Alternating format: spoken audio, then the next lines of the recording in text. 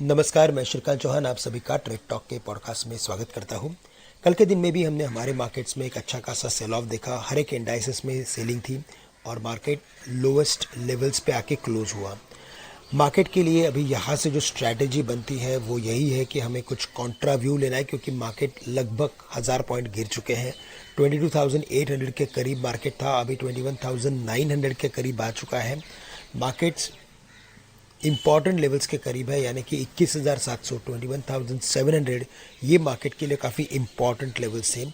और इन लेवल्स के करीब आने के बाद most of the time markets ने अच्छी खासी रिकवरी बनाई थी। इनफैक्ट पिछले 2 महीने से अगर आप देखें तो 21,700 ये मार्केट के लिए इम्पॉर्टेंट सपोर्ट रहा है। साथ ही साथ 100 डेज सिंपल मूविंग एवरेज के करीब भी मार्केट ने कंसोलिडेट करके हमेशा अच्छी खासी एक रिकवरी दिखाई है।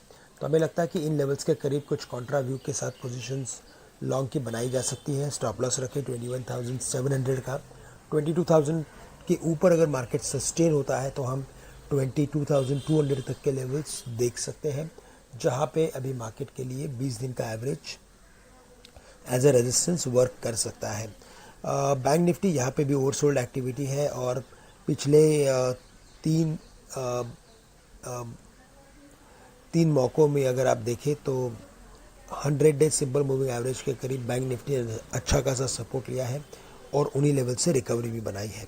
हमें लगता है कि 47,400 से लेकर 200 के रेंज में लॉन्ग की पोजीशंस बनाए, कॉन्ट्रा व्यू ले, स्टॉप लॉस रखे at 47,000 on a closing basis. So Nifty का हमारा स्टॉप लॉस होना चाहिए 21,700 on a closing basis. Bank Nifty में 47,000 का लेवल स्टॉप लॉस के बेसिस पे वर्क कर सकता है और साथ ही साथ हमें लगता है कि रेजिस्टेंस में 48,000 के करीब बैंक निफ्टी में अच्छा खासा वापस से एक बार कुछ लॉन्ग लिक्विडेशन बन सकता है।